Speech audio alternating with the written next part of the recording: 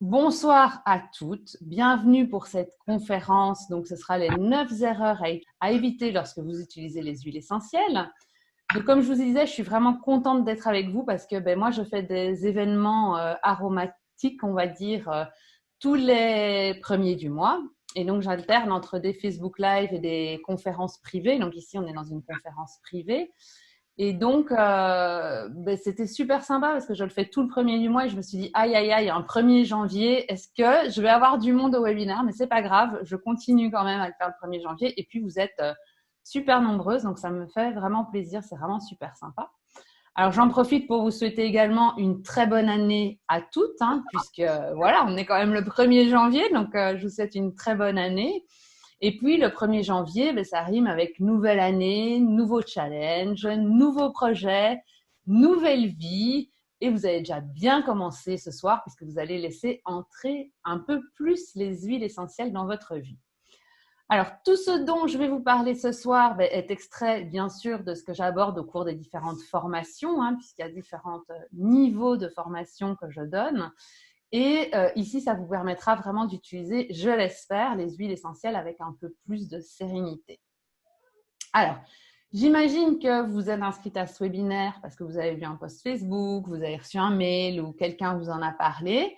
Et c'est vraiment génial. Et donc, j'imagine que vous avez maintenant vraiment ce besoin d'utiliser les huiles essentielles pour vous ou pour votre famille avec vraiment plus de sécurité, puisque c'est vraiment ce qu'on va aborder ici. Donc, vous êtes au bon endroit. Donc, moi, je peux vraiment vous aider. Vous allez le voir ce soir à y arriver. Et encore un tout grand merci de passer votre temps avec moi maintenant.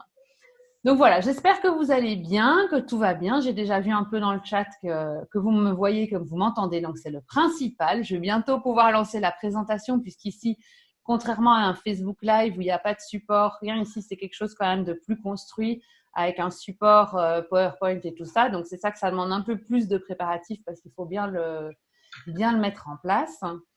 Donc, il est en place. Donc, ça devrait aller maintenant. Donc, pour celles qui ne me connaissent pas encore, donc moi, je m'appelle Alexia Jadot. Je suis docteur en pharmacie et experte en aromathérapie. Donc, j'ai développé un programme de formation et grâce à celui-ci, donc, j'accompagne les femmes à devenir actrices de leur santé grâce aux huiles essentielles. Alors, vous vous dites sans doute, tiens, elle est pharmacienne, comment lui est venue cette passion pour l'aromathérapie, puisqu'on peut vraiment parler dans mon cas de passion et je pense dans le cas de beaucoup d'autres femmes également. En fait, il faut savoir qu'en 2004, j'ai été diplômée de la faculté de pharmacie en Belgique, puisque je suis belge. Et j'ai été vite confrontée au comptoir à des problèmes. En fait, les patients se plaignaient d'effets secondaires avec leurs médicaments, avec plein de trucs. Et en fait, j'arrivais pas à trouver des solutions, des alternatives, parce qu'on n'apprend pas ça à la faculté. Donc, on apprend la médecine traditionnelle classique, les médicaments, mais on ne nous apprend pas l'aromathérapie, la phytothérapie. Tout ça, c'est des domaines qu'on n'aborde pas du tout. Donc, je me suis très vite sentie limitée au comptoir. Ça m'a beaucoup frustrée. Et donc, j'ai directement décidé de me former à l'aromathérapie, puisque c'était vraiment ma passion, l'aromathérapie. Enfin, j'adorais ça. Voilà, les huiles essentielles, je ne sais pas pourquoi, ça m'a toujours beaucoup attirée. Donc, je me suis formée à l'aromathérapie grâce à Dominique Baudou, qui est vraiment exceptionnel et qui m'a donné tout ce que je sais aujourd'hui. Et donc, j'ai suivi la formation d'aromathérapie scientifique de base. Donc, voilà, là, c'était très scientifique. Et ça m'a beaucoup aidé au comptoir. Donc, depuis que j'ai fait cette formation, ça remonte à plus de 10 ans. J'ai énormément conseillé les huiles essentielles au comptoir. Et ça allait très bien comme ça. Jusqu'au jour où, malheureusement, ma maman est très, très gravement malade d'un cancer du sein. Et où j'ai l'habitude de, moi, toujours jongler avec ces huiles essentielles. Et là, j'ai envie de la soulager de plein de choses grâce à mes huiles essentielles. Et je demande au médecin pour lui donner ça, puisque quand même, je m'y connaissais quand même vachement bien. Et là, les médecins me disent surtout pas, vous lui donnez surtout pas d'huile essentielle avec les chignots, tout ça. Bon, donc, on a facile à parler quand c'est pour les autres, mais quand ça nous arrive à soi, c'est tout de suite beaucoup plus compliqué. Donc, j'ai un peu paniqué et je me suis dit, bon, les médecins savent ce qu'ils font, donc je mets mes huiles essentielles de côté, alors que j'aurais tout à fait dit à quelqu'un d'autre, oui, soulagez votre maman avec les huiles essentielles. Donc pour moi, je me suis dit, ok, je ne fais rien. Je les ai mises de côté, j'ai écouté les médecins et finalement, elle a vraiment énormément souffert. Voilà, on a vécu des choses très, très compliquées. Et je me suis dit qu'avec le recul, puisque malheureusement, elle est décédée de sa maladie, ça m'a vraiment fait un déclic et je me suis dit qu'avec le recul, j'aurais vraiment pu la soulager avec mes huiles essentielles puisque de toute façon, entre guillemets, il n'y avait rien à faire. Donc, je ne pouvais pas faire mal avec mes huiles essentielles et au contraire, je pouvais lui apporter vraiment beaucoup de bien.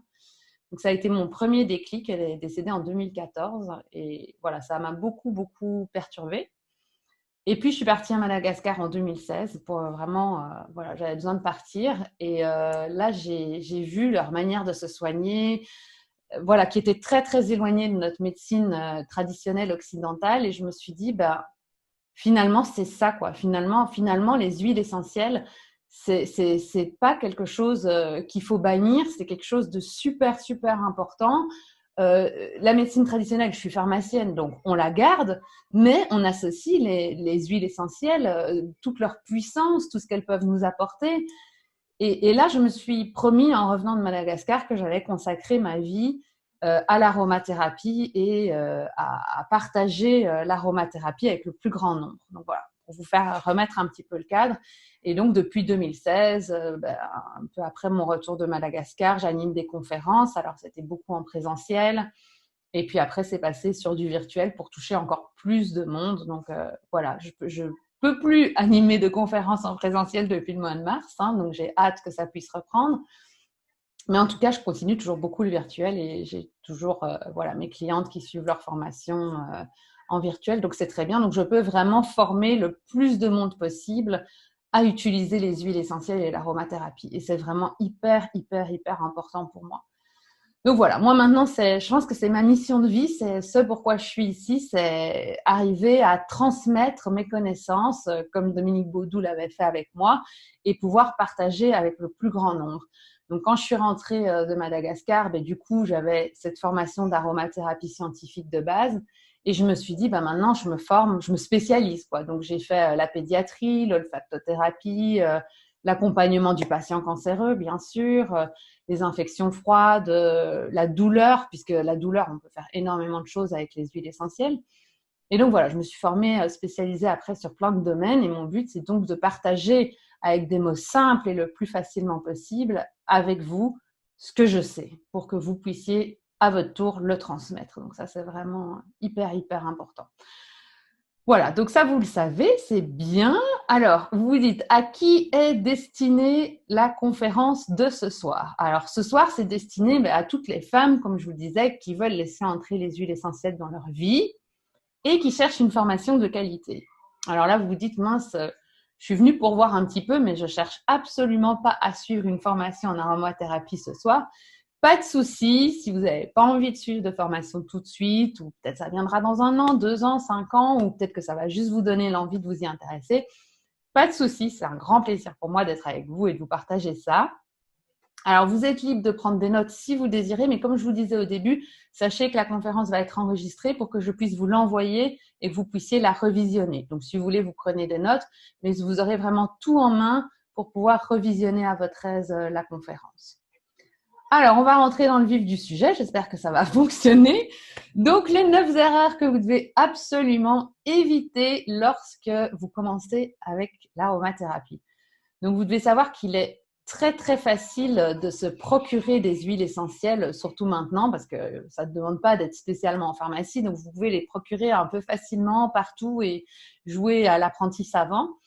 Le problème, c'est que les huiles essentielles, elles sont très, très puissantes, mais elles sont aussi parfois dangereuses. Donc, il faut faire attention. Il y a certaines choses qu'il faut savoir quand on utilise les huiles essentielles. Et donc, il faut connaître certaines précautions d'usage et certaines toxicités. Donc, c'est là que je veux en venir maintenant, de vraiment partager avec vous ces précautions d'usage et ces toxicités. Alors, dites-moi dans le petit… attendez, si tout va bien, je regarde. Est-ce que vous avez un lien pour que je puisse consulter vos programmes de formation? Merci beaucoup pour votre travail. Merci Cathy, ça me fait plaisir. Je n'ai pas encore commencé. que vous demandez le lien, c'est sympa, ça fait plaisir. Oui, à la fin, je vous expliquerai un petit peu une formation qui est la formation de base, donc vraiment pour laisser entrer les huiles essentielles dans votre vie. Et vous aurez un petit lien si vous voulez pour participer. Je trouve que suivre une formation, c'est toujours vraiment quelque chose une rencontre avant tout. Donc avant de s'inscrire, moi je demande toujours si vous voulez pas participer à une séance découverte avec moi pour que je puisse vous présenter ma formation et voir si ça peut coller et si ça peut, je vous réexpliquerai tout ça, vous aurez tout à la fin. Mais donc, on va pouvoir échanger comme ça plus profondément ensemble. Alors, Cathy, toujours, je suis aide-soignante de nuit et j'aimerais pouvoir soulager et aider à la fin de vie. Ah bah oui, ça a été mon grand travail et ma grande spécialité, on va dire, vu ce que j'ai vécu. Donc ça, oui, c'est tout à fait possible et c'est même primordial, je pense. Voilà, je n'ai pas d'autres mots à dire parce que c'est évident que les huiles essentielles sont là pour ça, quoi. Donc voilà. Alors, je me mets en mode. Alors, rebonjour à toutes. Est-ce que vous voyez correctement l'écran maintenant? Ah, génial. Donc, vous voyez conférence en ligne, les 9 erreurs à éviter lorsque vous utilisez les huiles essentielles. On est parti. C'est bon. Ah, je suis contente. Alors, ça marche. Désolée, mais la technique, c'est toujours un petit peu compliqué. Je vois tous les pouces levés. C'est hyper chouette. Alors, on va essayer d'avancer. Hop. Alors, avant de commencer, mais ça, vous le savez tout très bien parce que je vois qu'il fait calme. Pour profiter à fond de la conférence, vous voyez à ce que votre micro soit éteint et pour celles qui veulent que la caméra soit éteinte, donc c'est pas du tout obligatoire. Vous vous mettez à l'aise, vous êtes chez vous et on va partager un bon moment ensemble. Moi, j'ai eu un peu de stress avec toute cette technique, mais maintenant ça va, c'est parti. Donc, vous vous détendez, vous vous mettez tout à fait à l'aise. Vous pouvez prendre des notes, mais souvenez-vous que je vous donnerai tout ce qu'il vous faut. Je vous enverrai tout par mail pour que vous ayez tout. Et vous gardez vos questions pour plus tard parce que je vais vraiment aller dans la matière sans m'arrêter.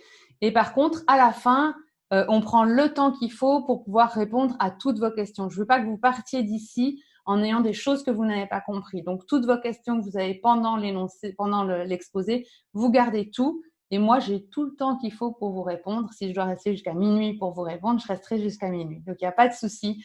Il n'y aura pas de questions qui ne seront pas répondues. Vous gardez tout pour plus tard. Alors, la conférence dure environ 1 heure. Je répondrai à toutes vos questions à la fin de la conférence et restez jusqu'à la fin. J'aurai une proposition à vous faire justement sur ce que je vous offre. Je vous expliquerai plus pour celles que ça intéresse. Alors, on va rentrer dans ce qui est sympa maintenant, dans le vif du sujet. Voilà. Là, donc on va voir les 9 erreurs à éviter quand vous utilisez les huiles essentielles. Donc, on va vraiment parcourir du point 1 au point 9. Alors ici, vous l'aurez reconnu pour certaines. Ça, c'est une très belle plante, mais très toxique. C'est la digitale pourpre.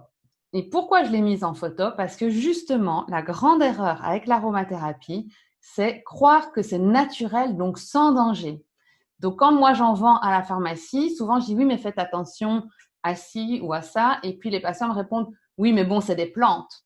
Et donc, je leur rappelle toujours l'histoire de la digitale pourpre en leur disant mais la digitale pourpre aussi, c'est une plante. Et pourtant, elle est hyper toxique.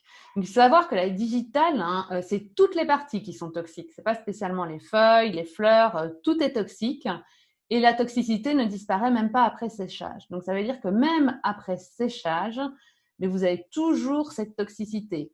Et la toxicité, elle peut être mortelle pour l'homme dès 10 grammes de feuilles sèches ou 40 grammes de feuilles fraîches. Donc, vous voyez, ça va vraiment très rapidement.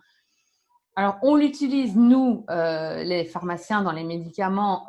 On extrait la digitaline, qui s'appelle aussi digitoxine, parce qu'elle agit sur le cœur et que c'est un tonique cardiaque. Et donc, elle peut vraiment, on dit la règle des 3 R, donc elle renforce le rythme cardiaque, elle régule le rythme cardiaque et elle le ralentit. Donc, on l'utilise pour ça. Mais en mettre un peu trop, ça peut aussi faire s'arrêter le cœur. Donc, vous voyez, c'est vraiment jongler, marcher sur des œufs.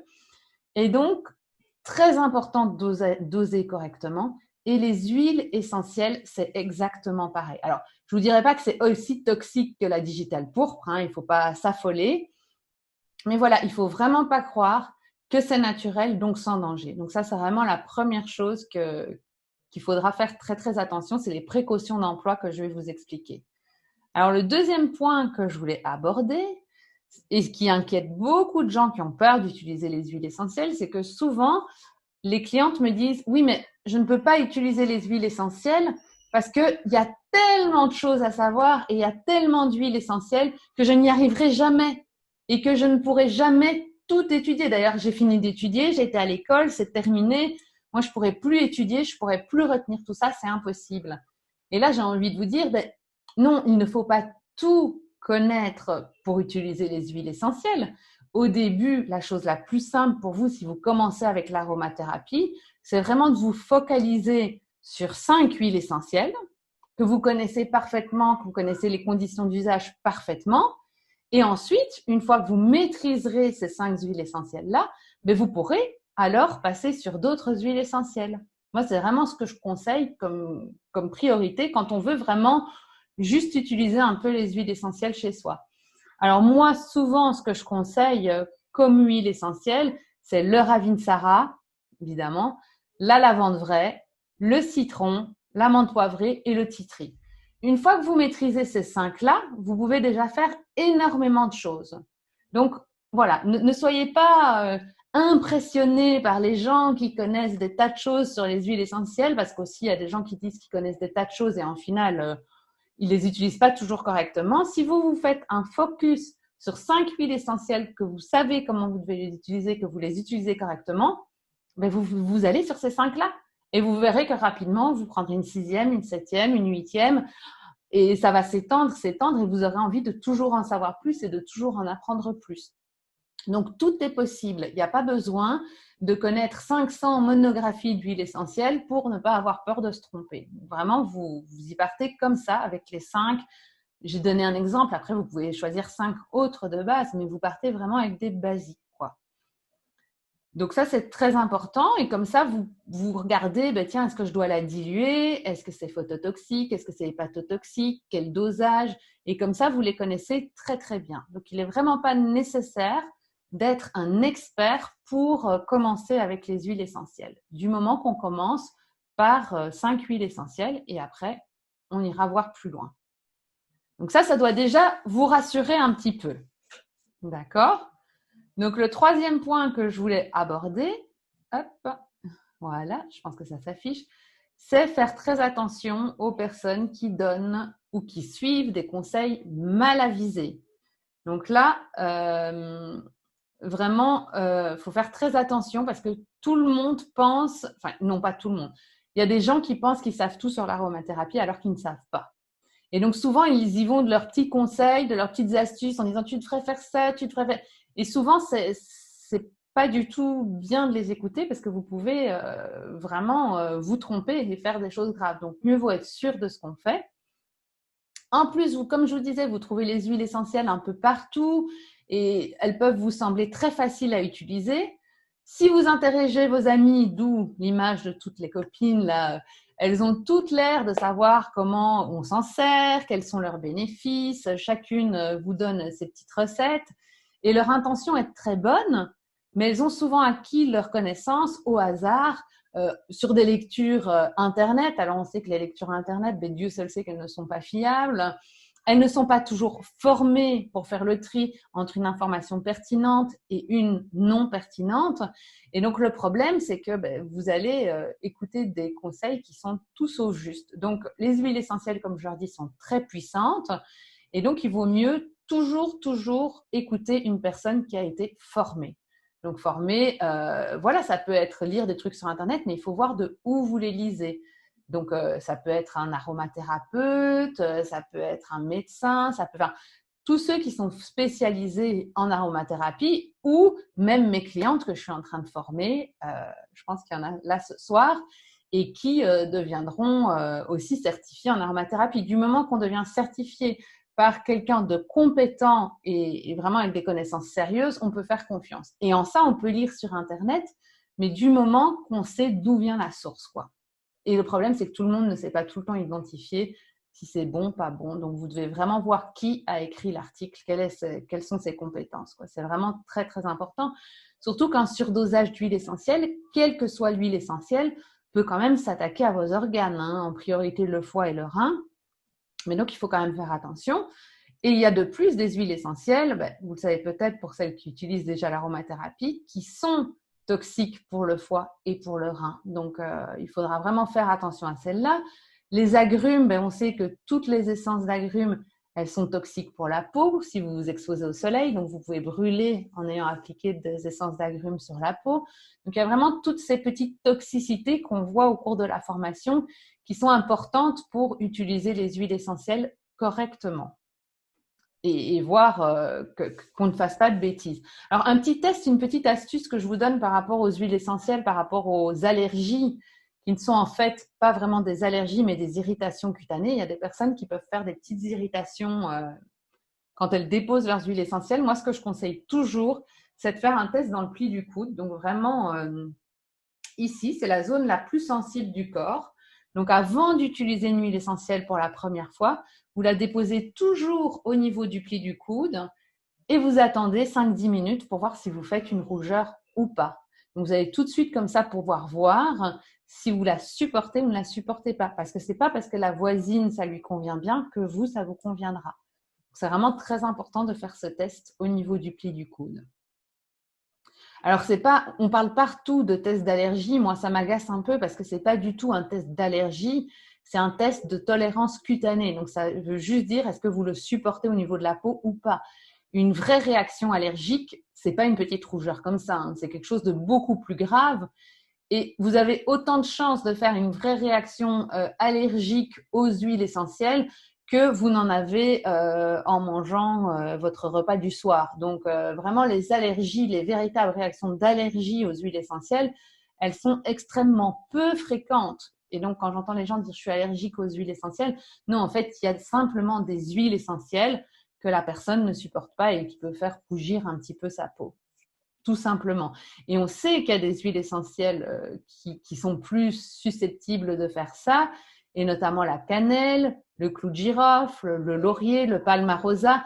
On sait que c'est des huiles essentielles qui peuvent causer plus d'irritation, voire de véritables allergies. Mais la véritable réaction allergique, moi, j'en ai jamais vu de ma vie. Je ne sais pas si j'en verrai un jour. Donc, c'est vraiment pas fréquent. Et en plus, la vraie réaction allergique, elle peut survenir jusqu'à 48 heures après avoir utilisé l'huile essentielle. Donc, vraiment, c'est plutôt des tests de sensibilité cutanée, quoi. Donc, voilà, là, les conseils extrêmement importants.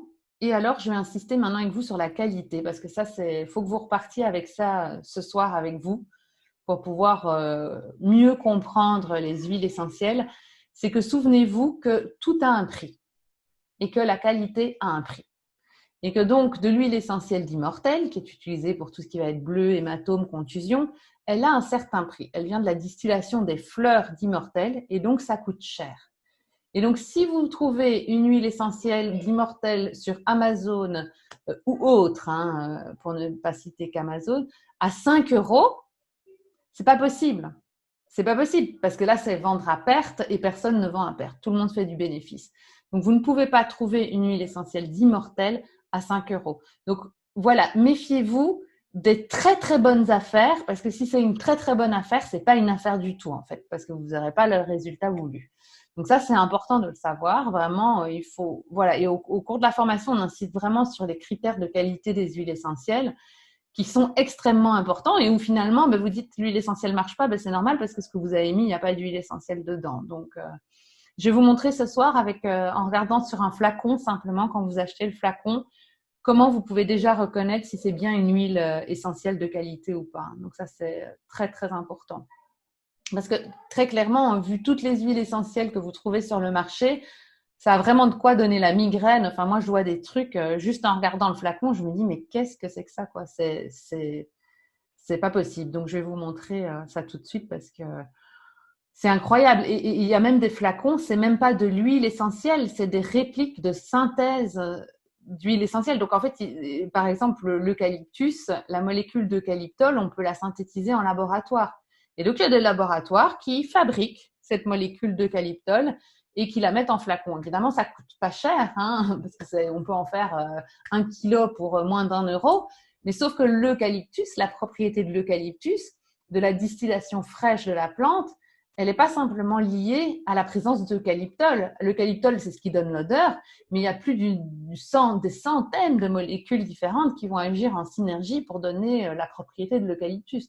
Donc, cette réplique de synthèse, elle sera beaucoup moins puissante et pas du tout antivirale, contrairement à l'eucalyptus naturel, l'huile essentielle, la véritable huile essentielle d'eucalyptus. Alors moi, j'ai 3 critères de qualité que je donne toujours au cours de mes formations qui sont extrêmement importantes. C'est que votre huile essentielle, elle doit être 100% pure. Alors, ça veut dire quoi 100% pure? C'est l'exemple de la lavande. Il faut savoir que le lavandin coûte beaucoup moins cher que la lavande. La lavande vraie est beaucoup plus chère que le lavandin. Alors, qu'est-ce qu'il y en a qui font? Simplement, ils vous vendent un flacon de lavande, ils mettent juste lavande, et en fait, c'est du lavandin que vous avez dedans. Mais il est juste noté lavande sur le flacon. Comme ça, c'est un peu un flou artistique où on ne sait pas trop bien ce qu'on a et comme ça, ils vous le vendent au prix de la lavande et c'est du lavandin. Donc, une huile essentielle, elle doit être 100% pure. Ça veut dire que si j'ai de la lavande vraie, je ne peux avoir que de l'huile essentielle de lavande vraie aussi. Parce que parfois, il y a des petits malins aussi qui coupent la lavande vraie avec d'autres choses pour que ce soit plus rentable pour eux. Donc, non, je veux que de la lavande vraie. Elle doit être 100% naturelle. Ça, je vous ai expliqué. L'eucalyptus, ça doit être la feuille d'eucalyptus qui a été distillée et non pas la réplique synthétique d'eucalyptol qu'on fait en laboratoire. Et elle doit être 100% intégrale. Et là, il y a souvent des problèmes, c'est-à-dire qu'on doit distiller de la première à la dernière goutte. Si la distillation dure 12 heures, on distille pendant 12 heures. Et le truc, c'est que… il y a un petit chat qui se promène, c'est mignon. Et le truc, c'est que parfois… vous allez voir que, si vous visitez des distilleries, puisque moi j'en ai visité beaucoup, au bout de 2 heures, en fait, ils savent que, s'ils mettent, je sais pas moi, 1 kilo de lavande, ils doivent récolter 1 litre. J'invente, je dis n'importe quoi, c'est pas du tout ça. Et donc, du coup, ils se disent, après 1 heure, j'ai déjà 800 millilitres. Donc, je vais m'arrêter. Je vais pas encore me faire les 11 heures qui suivent pour récolter 200 millilitres. Donc, ils arrêtent. Ils remettent un nouveau truc de lavande et ils recommencent. Le problème, c'est que les molécules peut-être les plus efficaces, elles peuvent sortir en fin de distillation. Donc, si j'arrête, je perds peut-être toutes les propriétés de mon huile essentielle. Et comme en plus, je sais que mon huile essentielle, elle a des propriétés par la synergie de toutes les molécules qui la constituent, si j'en perds, elle est moins puissante. Et c'est ce qu'ils font en parfumerie. En parfumerie, quand ils distillent de la lavande, ils veulent juste l'odeur de la lavande. Donc, ils peuvent faire 1 heure ou 2 et puis ils arrêtent.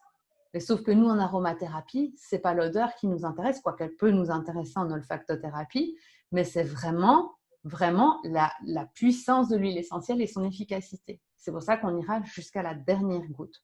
Donc ça, c'est vraiment intéressant. Et ce qu'on appelle, ça, c'est le totum de la plante. Donc, il faut qu'on récolte vraiment tout. Donc, pour une lavande, au bout d'1h30, on a terminé, c'est bien. Mais pour un Ravinsara, il nous faudra 10 heures de distillation pour que l'huile essentielle soit complète.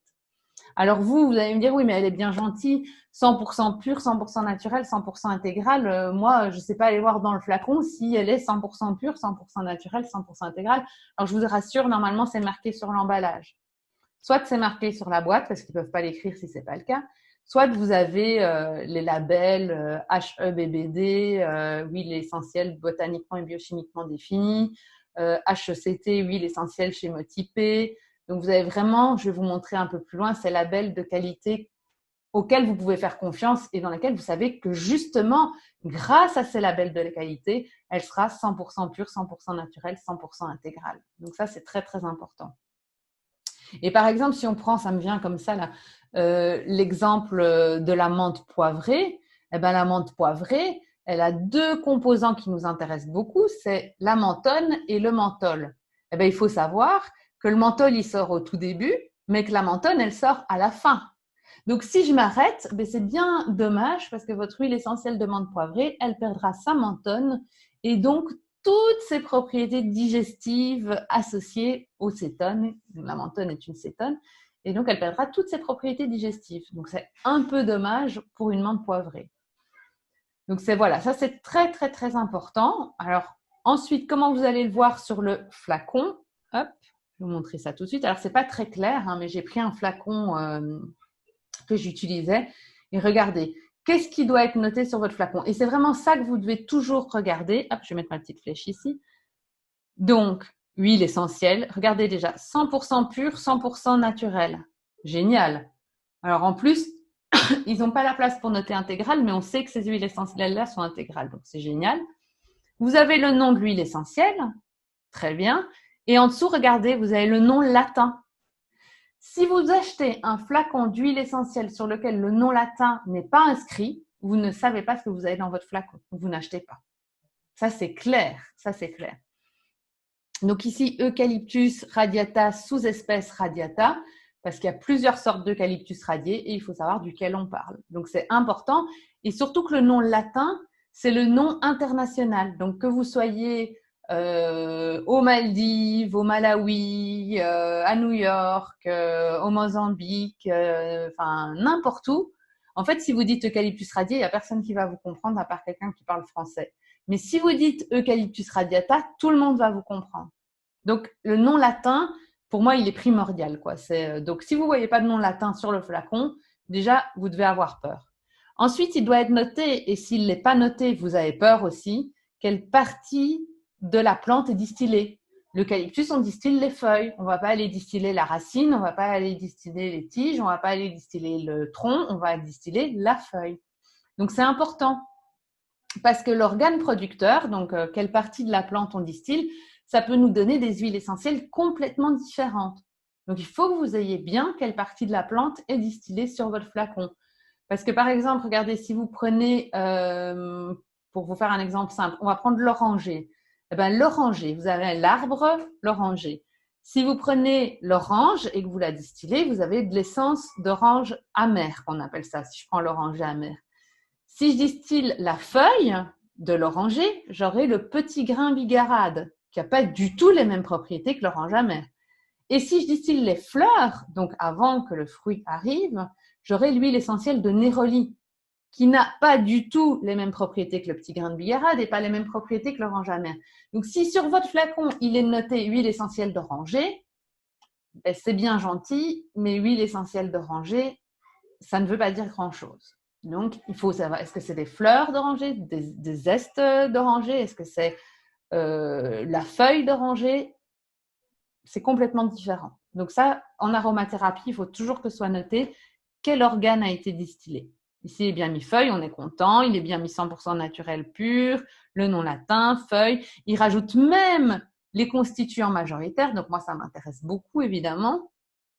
Mais ça, c'est pas obligatoire, je dirais. Il y en a qui ne le mettent pas, c'est pas grave. Mais si vous n'avez pas au minimum ça sur votre flacon, ben n'achetez pas. Il n'est pas identifiable et on ne sait pas ce qu'il y a dedans. Donc, c'est pas la peine, hein. Alors, vérifiez aussi toujours bien qu'il y ait bien un numéro de lot sur votre flacon. C'est très important. Ça permet de vous assurer une certaine traçabilité et qu'il y a quand même normalement quelque chose qui doit être fait derrière. Même si on pourrait inventer un numéro de lot, mais quand même, généralement, ça apporte quand même une certaine traçabilité. Il y a aussi la notion de schémotype qui est importante. Je vous en parle un petit peu. On en parlera beaucoup plus au cours de la formation, mais pour que vous sachiez quand même cette notion de schémotype qui est un peu compliquée. En fait, une plante, quand elle pousse sur des sols différents, dans des climats différents, ensoleillements différents, la même plante peut vous donner des huiles essentielles différentes. Et donc, c'est ce qu'on a beaucoup avec le thym.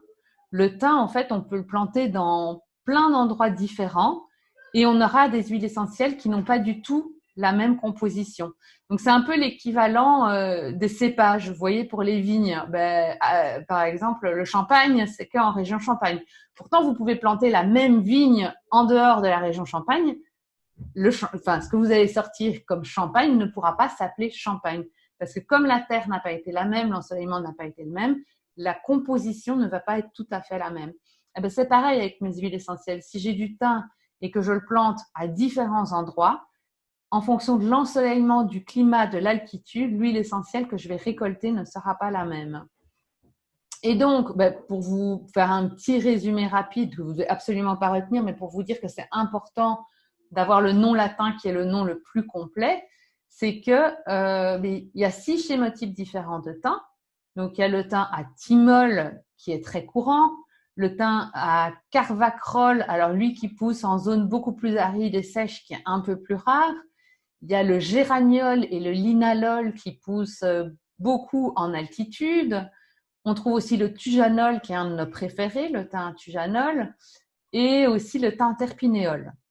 Donc, vous voyez, il y a vraiment, et ça dit toujours quel est le constituant majoritaire du thym. Mais donc, vous voyez que le même thym, si je le mets dans des zones différentes, je vais avoir du carvacrol qui est un phénol plus toxique et du thujanol qui est un alcool pas du tout toxique. Donc, ça prête à confusion. Et donc, j'ai une patiente à la pharmacie à qui on avait conseillé, pour son angine, d'avaler de l'huile essentielle de thym. Ce qui est juste en soi, mais il faut aller un peu plus loin dans normalement quel thym. Et donc, du coup, elle est venue me voir après 2-3 jours à la pharmacie en me disant « C'est bizarre, je prends du thym depuis 2 jours et j'ai de plus en plus mal à la gorge. » Je dis « C'est bizarre parce que le thym, quand même, il fonctionne vachement bien. Que vous ayez de plus en plus mal en prenant du thym, c'est quand même vraiment étrange. » Et donc, on a regardé avec elle. Je lui ai demandé de me ramener son flacon. Et en fait, elle avait utilisé du thym à thymol. Donc, le thym à thymol, c'est un thym qui est vraiment très caustique. Donc, on le l'avale jamais pur parce qu'il brûle la peau. Et donc, en fait, la pauvre femme, elle a pris son thym à thymol pur par voie orale pendant 2 jours. En plus, une goutte toutes les 2 heures. Donc, elle a été complètement brûlée au niveau de l'œsophage. Et donc, il a fallu après qu'on lui fasse des trucs à l'aloe vera avec des huiles essentielles pour cicatriser parce que je pense que sa muqueuse devait être à vif. Elle arrivait presque plus à avaler. Donc, vous voyez les bêtises qu'on peut faire quand on se trompe de thym, quoi. Alors que si elle avait utilisé le thym thujanol, elle aurait eu 0 problème. Le thujanol est extrêmement doux. On peut en prendre une goutte toutes les 2 heures sans problème. Et de plus, le thym à thymol, il est très toxique pour le foie. Donc, on l'utilise sur des courtes périodes. C'est un anti-infectieux très, très puissant, mais qu'on va vraiment faire diluer pendant 5 jours, on arrête. Alors que le thym à thujanol, il a un effet protecteur sur le foie. Donc, le fait de l'utiliser va venir protéger nos cellules du foie. Donc, vous vous rendez compte, pour une même plante qu'on a fait pousser sur 2 terrains différents, la différence de composition d'huile essentielle qu'on va avoir. Donc voilà, c'est important de savoir de quoi on parle et c'est pour ça que je vous dis que le nom latin est extrêmement important et que quand on vous dit thym, ça dépend de quel thym on parle. Quand on dit menthe, ça dépend de quelle menthe on parle. Quand on dit lavande, il faut savoir de quelle lavande on parle. Il y a la lavande vraie, la lavande aspic. Enfin, il faut toujours aller plus loin que juste un mot. Un mot, ça ne définit pas une huile essentielle. Il faut toujours au moins le genre et l'espèce. Donc, genévrier commun, genévrier de Virginie, menthe poivrée, menthe des champs. Il faut toujours un adjectif, quoi. Thym à thujanol, thym à thymol. Voilà, c'est important pour utiliser la bonne huile essentielle. Alors, qu'est-ce qu'on a dit ici? Donc, apprendre à lire correctement une étiquette. Ouais, je passe pas encore à la dia suivante parce que je voulais encore vous parler de quelque chose. C'est par rapport à la qualité aussi, si vous ne savez pas quelle huile essentielle de qualité acheter, il faut vous renseigner aussi sur Internet. Je pense que vous pouvez trouver aussi l'entreprise et vous renseigner sur quelles sont les méthodes et les temps de distillation, où poussent leurs plantes. Souvent, ils disent est-ce que c'est bio, pas bio, comment ils les distillent, à quel moment de l'année elles sont cultivées, qu'est-ce qu'ils font comme test. Ça, vous pouvez toujours poser la question. Quels sont les tests effectués? Est-ce qu'ils analysent les pesticides, les métaux lourds? Parce que ce serait dommage de se mettre une huile essentielle sur la peau pour qu'elle soit bourrée de pesticides ou métaux lourds. Alors, il vaut mieux s'en passer. Donc, normalement, une huile essentielle, ça doit être… Et donc, il y a vraiment, je vous disais, ces critères HECT, HEBBD qui définissent vraiment une charte de qualité extrêmement stricte et rigoureuse et qui doivent respecter ces critères très précis de qualité, quoi. De toute façon, il faut savoir qu'au plus une entreprise est transparente, au plus ça veut dire qu'elle est clean et qu'elle n'a pas à se reprocher. Au moins elle est transparente, au moins vous trouvez d'infos, au plus vous pouvez poser des questions, quoi. C'est vraiment… Voilà. Mais voilà, vu l'engouement pour l'aromathérapie, c'est sûr que de plus en plus, tout le monde a envie de s'y mettre et il y en a qui font un peu n'importe quoi. Donc, alors, je voulais vous dire quelques petits trucs que moi je fais quand j'ai un doute sur la qualité d'une huile essentielle, c'est que je prends un papier buvard Et ce que je fais, c'est que je prends mon flacon d'huile essentielle, hop, et je prends un papier buvard et j'en fais tomber une goutte. Si mon huile essentielle a la même composition partout, ben, ma goutte va avoir la même coloration partout sur le buvard, je dirais. Par contre, si je fais tomber la goutte et qu'il y a une zone, une partie plus claire qui apparaît autour de la goutte, ben ça veut dire que mon huile essentielle, elle n'est pas pure et qu'elle a été diluée à des choses. Donc ça, c'est vraiment un petit test que vous pouvez faire facilement chez vous et pour tester une qualité d'huile essentielle que vous achetez, quoi. Donc ça, c'est vraiment génial. Après, il y a plein d'autres petits trucs que j'ai. La rose de Damas qui coûte extrêmement cher. Je sais qu'elle est censée se gélifier en dessous de 12 degrés. Donc, si on est en dessous de 12 degrés et qu'elle ne forme pas des cristaux, c'est qu'elle n'est pas de qualité. L'amande poivrée, pareil, elle doit cristalliser à basse température. Donc, si elle ne cristallise pas, c'est que ce n'est pas de la bonne qualité. Donc, il y a des petites astuces comme ça qu'on connaît, mais retenez pour vous le papier buvard, c'est déjà pas mal pour vérifier la qualité de votre huile essentielle. Normalement, la goutte, elle doit être de la même couleur partout. Il ne peut pas y avoir une zone plus claire, sinon c'est vraiment pas normal. Alors, on a parlé des 100%, voilà. Donc ça, c'était vraiment la qualité, c'est extrêmement important. Et alors, ben, comme je vous le disais, tout a un prix et la qualité a un prix. Donc, il faut pouvoir mettre le bon prix pour la bonne huile essentielle. Et donc, parfois, au comptoir, on me dit oui, mais c'est bizarre, j'ai acheté de l'huile essentielle de clou de girofle et vous me l'avez vendu 4 euros et maintenant je viens chercher de l'immortel et vous me le vendez 23 euros. C'est quoi ce scandale? Enfin, voilà. Et en fait, il faut savoir que le prix, c'est pas moi qui le sors de mon petit chapeau, que c'est fonction du rendement de l'huile essentielle. Donc, le clou de girofle, ben, on distille vraiment le clou de l'arbre de girofle. Donc, c'est le bouton floral avant qu'il devienne à maturation. On le recueille et on distille. Et il nous fournit énormément d'huile essentielle. Il est très aromatique. Donc, le rendement est très, très bon. Donc, ça va coûter moins cher. Donc, pour faire 1 litre d'huile essentielle, il vous faut 7 kg de clou de girofle. Ce n'est pas grand-chose. Mais si vous voulez faire 1 litre d'huile essentielle de lavande vraie, il vous faut 140 kg de fleurs de lavande vraie. Donc, vous vous rendez compte de la différence avec la lavande. La camomille, qui est quand même assez chère, mais il faut savoir que pour faire 1 litre d'huile essentielle de camomille, il vous faut 500 kg de fleurs de camomille. Donc, c'est complètement fou. Et pour la rose de Damas, il vous faut 4000 kg de pétales de rose. Donc, ça représente 4 hectares de terre à cultiver. Donc, voilà, 4 hectares de terre à cultiver pour avoir 1 litre d'huile essentielle. Ben, la rose de Damas, elle ne peut pas être bon marché. Donc, celui qui trouve de la rose de Damas bon marché, ben, il y a un énorme souci. Ce n'est pas possible. Donc, voilà. Il faut vraiment… Alors, je sais qu'on peut trouver plus cher ou moins cher, hein, mais il faut vraiment se trouver dans certaines fourchettes, je veux dire. Il y a des prix, ils sont carrément pas possibles, quoi. Voilà, ça, je pense que c'est important de bien insister dessus. Alors voilà, comment le prix d'une huile essentielle est-il fixé? Ben, j'y ai bien répondu, je pense que vous avez compris. Alors mon pauvre petit garçon ici, eh bien ce petit garçon-là, eh bien c'est simplement parce qu'on a pensé que l'on peut utiliser la même voie d'administration pour toutes les huiles essentielles.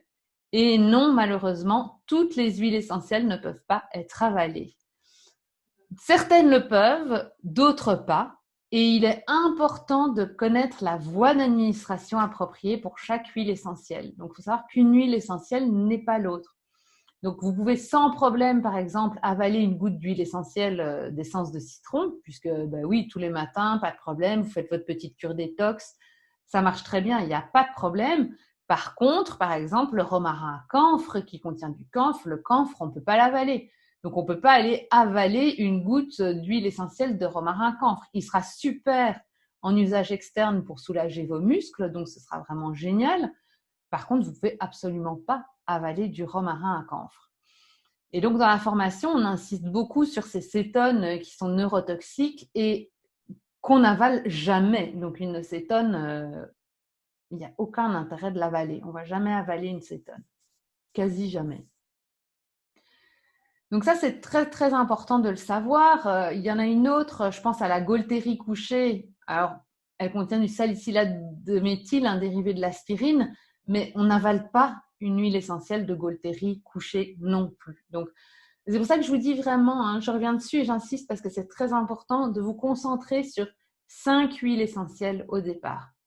Et quand vous maîtrisez bien le dosage à utiliser, est-ce qu'elle doit être diluée, comment est-ce que je vais l'utiliser par voie orale, sur la peau, la respirer, une fois que vous maîtrisez bien ça, que à la limite vous ennuyez avec ces 5 huiles essentielles, que vous voulez en savoir plus, vous passez aux huiles essentielles suivantes. Mais vous voyez, il y a déjà certaines choses qu'il faut bien maîtriser pour les utiliser correctement. Alors ensuite, appliquer les huiles essentielles pures sur la peau. Alors pareil, est-ce qu'on peut les appliquer pures sur la peau ou pas? Mais de nouveau, tout dépend. Donc la peau, il faut savoir que c'est vraiment la voie royale d'administration des huiles essentielles. Alors pourquoi? Parce que les huiles essentielles sont solubles dans la graisse et qu'on sait que notre peau est constituée d'une couche de phospholipides, donc de gras. Et donc quand vous allez mettre les huiles essentielles sur votre peau, eh bien, elles vont pénétrer beaucoup, beaucoup plus facilement. Donc ça, c'est très, très important. Et c'est pour ça qu'on adore la voie cutanée, parce que le fait de mettre l'huile essentielle sur la peau, on dit toujours sur la peau et au-delà de la peau, parce qu'elles vont pénétrer dans votre corps très, très rapidement. Donc ça, c'est hyper, hyper important. Alors, il y en a qui peuvent être irritantes sur la peau et qu'il faudra diluer. Donc, dans votre pratique à vous, la petite astuce, c'est si vous ne savez pas, vous diluez, même si ça ne doit pas être le cas. Si vous savez que vous pouvez l'utiliser pur, vous pouvez l'utiliser pur. Donc, c'est toujours très, très, très important de diluer. Moi, je dis toujours, quand on ne sait pas, c'est diluer l'huile essentielle et maximum 5 jours d'utilisation. Si vous respectez ces 2 critères de diluer votre huile essentielle, maximum 5 jours d'utilisation, vous n'aurez jamais de toxicité avec vos huiles essentielles. Donc, toutes celles que vous avez à la maison, vous pouvez les utiliser sans souci du moment que c'est bien 5 jours d'utilisation maximum et diluer votre huile essentielle. Alors, diluez avec ce que vous voulez. Hein. Si vous n'avez que de l'huile d'olive, vous diluez à l'huile d'olive. Sinon, huile de macadamia, huile de noyaux d'abricot, huile d'amande douce, comme vous voulez. Au cours de la formation, on verra plus précisément quelle huile végétale utiliser en fonction de où on veut que l'huile essentielle aille. On verra qu'il y a des huiles végétales qui sont faites pour rester à la surface de la peau et d'autres qui vont transporter les huiles essentielles directement dans le sang. Donc ça, ce sera… mais voilà, ça, c'est dans la formation, on en parle beaucoup plus, quoi. Alors voilà, j'ai déjà bien parlé, on a vu beaucoup de choses déjà. Donc, par rapport à la solubilité dans les huiles végétales de mes huiles essentielles, la petite astuce, c'est qu'il arrive de temps en temps qu'on se mette de l'huile essentielle dans l'œil. Et souvent, tout simplement parce qu'on a appliqué l'huile essentielle sur nos doigts et qu'après, on s'est frotté les yeux. Et du coup, on a de l'huile essentielle dans l'œil et ça fait très mal, ça peut brûler beaucoup. Et donc, quand vous avez de l'huile essentielle dans vos yeux, le réflexe, c'est d'aller mettre de l'eau sur vos yeux pour diluer l'huile essentielle. Et en fait, ça ne marche pas du tout, ça ne fait qu'aggraver. Parce que comme les huiles essentielles ne sont pas solubles dans l'eau, vous allez agrandir les dégâts.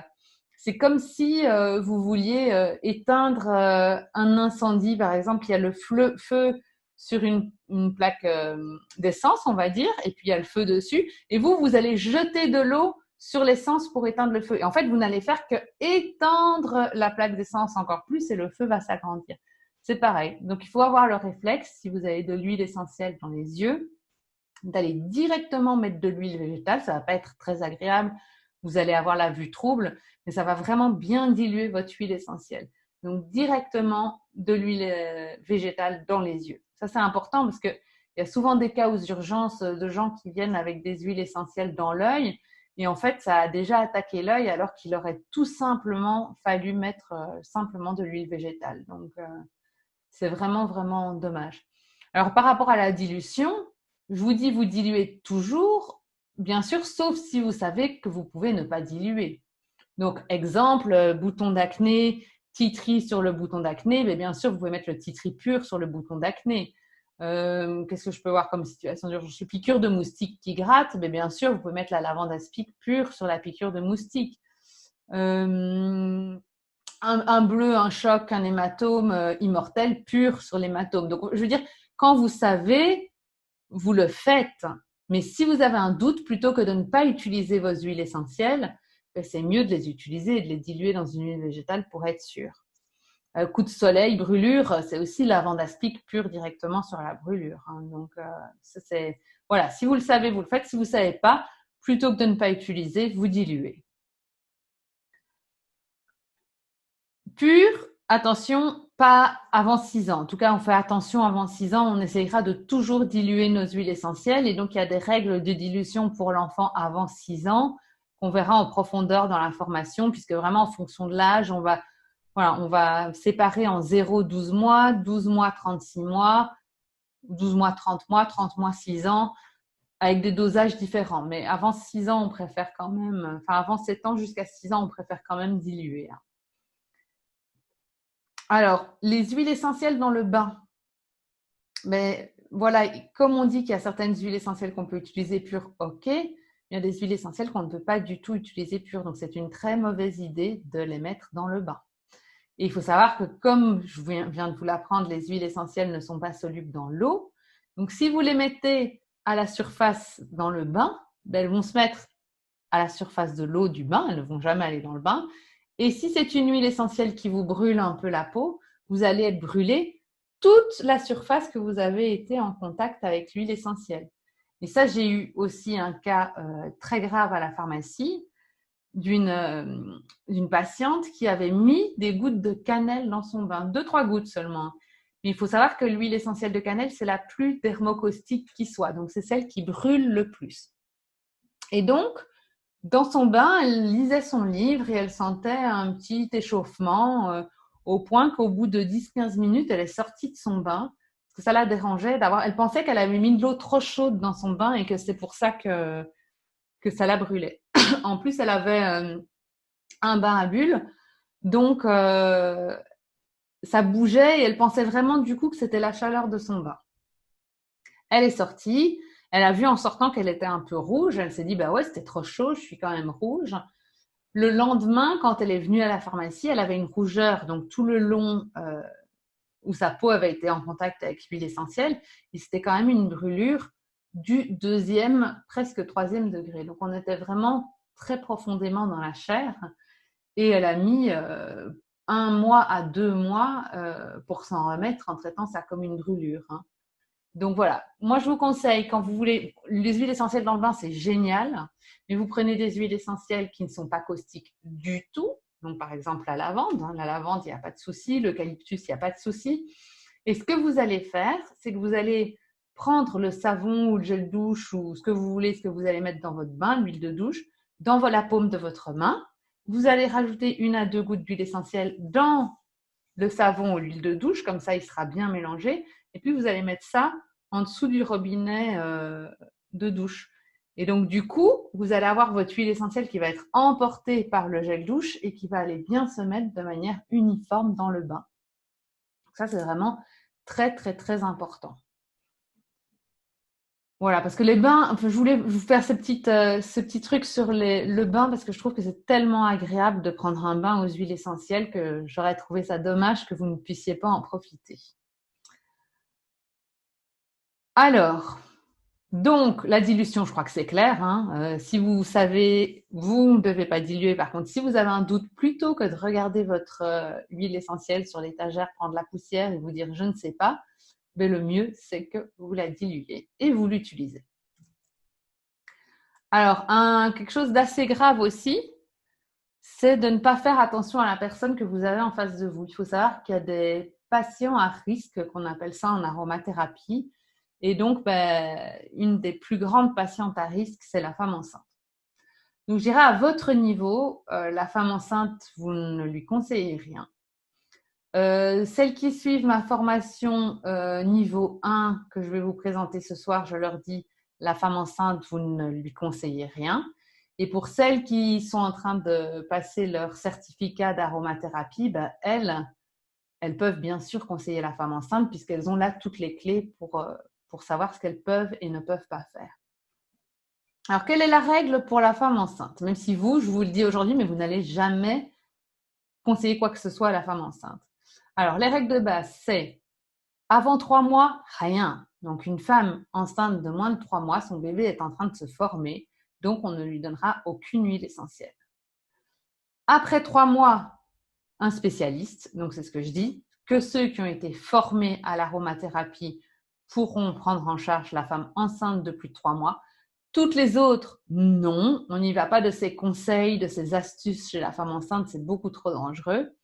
Et la troisième chose qu'un aromathérapeute ne fera jamais, c'est la voie orale. La voie orale, elle est totalement interdite chez la femme enceinte. Donc ça, c'est vraiment très, très important. Ensuite, il faut que vous sachiez qu'il y a des huiles essentielles qui ont les propriétés qu'on dit utérotoniques, donc qui contractent l'utérus. Et donc, si elles stimulent les contractions au niveau de l'utérus, malheureusement, elles risquent de provoquer des fausses couches chez la femme enceinte. Et ça, c'est par exemple une huile essentielle toute simple, le giroflier, qu'on va utiliser pour les douleurs dentaires. Le giroflier contient de l'eugénol, et l'eugénol va provoquer un effet utérotonique, donc pas de giroflier. Le palmarosa, il contient du géraniol à très haute dose, qui est également utérotonique, et donc simplement conseiller un palmarosa, parce qu'on fait des déodorants, moi j'utilise par exemple le palmarosa comme déodorant, c'est génial, l'huile essentielle de palmarosa. Vous dites à une femme enceinte, ah mais tu devrais essayer, c'est super, déodorant à palmarosa, ça marche super bien. Alors le palmarosa, il faut savoir qu'il a quasi zéro contre-indication, donc il est super doux, voilà, si vous le diluez correctement, il est génial, sauf que vous allez vous dire, c'est pas dangereux du palmarosa, sauf que c'est utérotonique. Donc la femme enceinte, elle va avoir un accouchement prématuré, elle va perdre son bébé, juste pour une huile essentielle de palmarosa. Pareil avec la cannelle de Ceylan-Feuille, elle est très concentrée en eugénol et elle va provoquer des accouchements prématurés. Alors, pas la cannelle écorce. De nouveau, vous voyez l'importance, de nouveau, je viens là-dessus, de savoir si on parle d'écorce ou de feuille, quoi. C'est cannelle écorce, pas de souci, cannelle feuille, utérotonique. Donc, voilà, c'est vraiment complètement fou. Et bien sûr, toutes les huiles essentielles qu'on appelle neurotoxiques, donc qui vont être toxiques au niveau du système nerveux, du cerveau, mais surtout pas la femme enceinte parce que ça va aller chez son bébé aussi. Donc, une simple menthe poivrée, c'est complètement interdit à la femme enceinte. Le romarin à camphre, on n'en parle même pas, c'est encore pire. Et donc, la femme enceinte, voilà, en tant qu'aromathérapeute, on va pouvoir vraiment bien la traiter et c'est vraiment génial ce qu'on peut faire avec elle, mais il faut vraiment bien s'y connaître pour prendre en charge la femme enceinte. Surtout que oui, avec son petit être dans le ventre, on va vraiment faire très très attention. Après, il y a plein d'huiles essentielles qu'on peut utiliser de manière extraordinaire chez la femme enceinte. On va facilement lui donner du citron pour ses nausées, de la lavande vraie pour la calmer, du ravinsara pour booster son immunité, du gingembre pour ses nausées, du ylang-ylang pour son moral. Enfin voilà, on peut faire plein de choses. Le titri, il n'y a pas de danger. Donc nous, en tant qu'aromathérapeute, on a plein de clés en main et plein de choses à lui apporter. Donc c'est hyper riche tout ce qu'on peut faire pour la femme enceinte. Mais pour ceux qui ne sont pas formés, on ne va jamais prendre ce risque. Donc, en plus, la femme enceinte, elle a vraiment sa peau qui est beaucoup plus sensible et donc elle va être beaucoup plus rapidement brûlée par les huiles essentielles. Donc, on fera très, très attention quand on met des huiles essentielles sur la peau de la femme enceinte. On va considérer que dès qu'il y a une petite causticité, on va diluer beaucoup plus parce qu'on sait que sa peau va être beaucoup plus sensible. On va aussi beaucoup aller sur des hydrolats aromatiques. Donc, l'hydrolat aromatique, on en parle plus en profondeur dans l'information, mais si vous voulez, c'est le résidu de distillation d'une huile essentielle. Donc, c'est beaucoup moins concentré en huile essentielle, donc c'est beaucoup plus doux. Et donc, on utilisera beaucoup les hydrolats chez la femme enceinte. Oui, dans les anhydrolats, on est à environ 0,05 à 0,1% d'huile essentielle. Donc, on est très, très peu. Par contre, il y aura plein d'autres molécules qui vont être intéressantes, mais évidemment, c'est nettement moins puissant que les huiles essentielles. C'est pour ça que dans certains cas, on va quand même utiliser les huiles essentielles, mais on saura parfaitement ce qu'il faut utiliser. Ensuite, un autre petit patient chez lequel il faut faire très, très, très attention, le bébé et l'enfant. Donc, les enfants sont beaucoup plus petits, donc on va devoir utiliser de beaucoup plus petites quantités. Et donc, il ne faudra pas se tromper dans le dosage qu'on va utiliser chez l'enfant. Donc ça, faites attention. Avant 6 ans, vous oubliez ou alors vous devez vraiment être sûr de ce que vous faites. En plus, leurs peaux sont beaucoup plus fragiles, donc ils vont brûler beaucoup plus facilement. Donc, il faudra faire attention aux huiles essentielles qu'on utilise. Et leurs organes ne sont pas encore matures. Donc, comme les organes ne sont pas matures, il faudra faire très, très attention aux huiles essentielles qu'on va utiliser pour protéger leurs organes, en fait. Donc, il faudra toujours diluer les huiles essentielles avant 6 ans, comme je vous ai dit, hein, et même parfois après. Hein, mais de toute façon, avant 6 ans, on dilue toujours les huiles essentielles avant de les appliquer. Et donc, on verra dans la formation les règles de dilution en fonction de l'âge. Et alors, avant 6 ans, il y a une règle que vous devez absolument retenir. On ne donne jamais d'huile essentielle à un enfant par voie orale avant 6 ans. Puisqu'on a dit que ses organes n'étaient pas matures, ben, on ne va pas lui faire avaler des huiles essentielles qui vont devoir passer par le foie, surcharger ses reins, alors qu'il est en train de développer ses organes. Donc, ce sera un non-sens. Donc, ce sera la voie cutanée chez l'enfant de moins de 6 ans. Alors, il y en a qui ne sont pas du tout adaptés à l'enfant, on verra. Hein. Il y a une huile essentielle qui est géniale pour l'enfant et même le tout petit, c'est la camomille noble. La camomille noble, elle est vraiment très douce d'emploi. On la diluera quand même parce qu'on est chez un enfant de moins de 6 ans.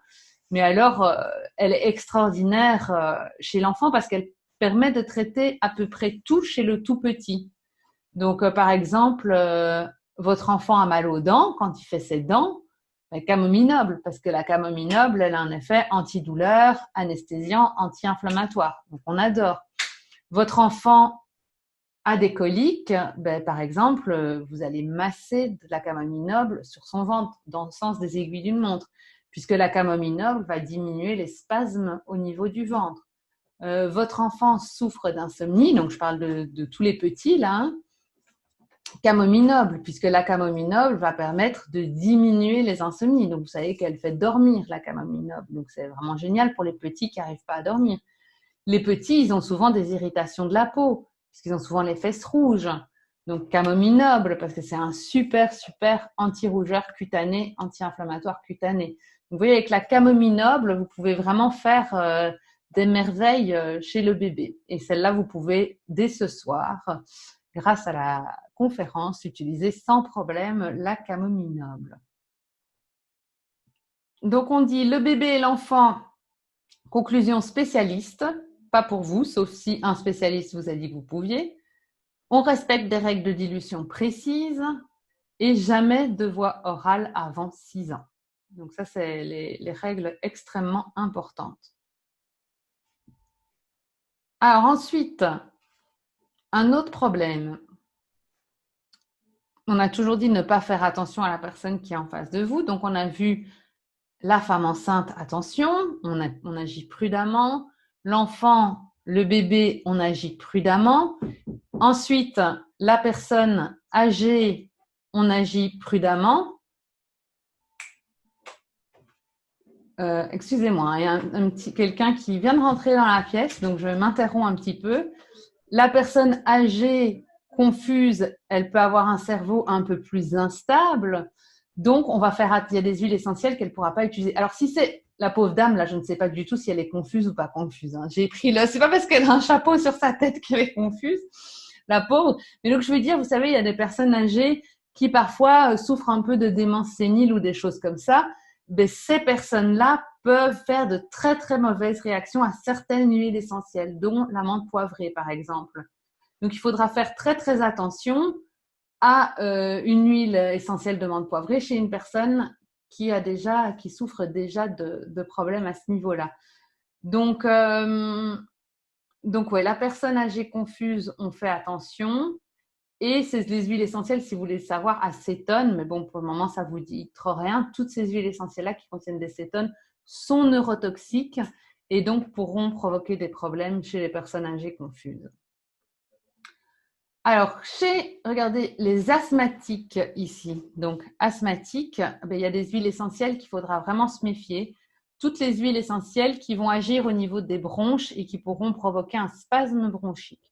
Alors, la très bonne nouvelle que je vais vous confier ce soir pour l'asthmatique, c'est qu'il y a des nouvelles études qui ont été faites et que pendant longtemps, on a dit que les huiles essentielles à eucalyptol, donc un 8-cinéole, qui sont dans l'eucalyptus radié, l'eucalyptus globuleux et tout ça, comme elles étaient fluidifiantes, expectorantes, il ne fallait surtout pas l'utiliser chez l'asthmatique parce que ça pouvait lui provoquer des bronchospasmes.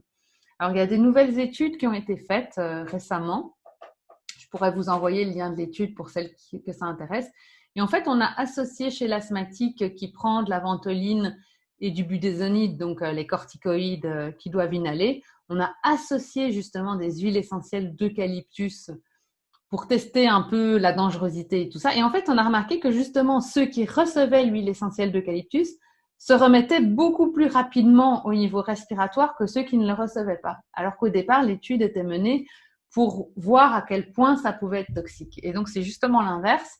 Et donc, c'est en train de s'inverser pour le moment que justement, ces huiles qu'on a toujours un peu bannies, ben, finalement, on pourrait les réintroduire et ça ferait même du bien à l'asthmatique. Donc, ça va faire plaisir à l'asthmatique parce qu'il était privé de quand même pas mal d'huile essentielle. Donc, ça c'est très, très bien.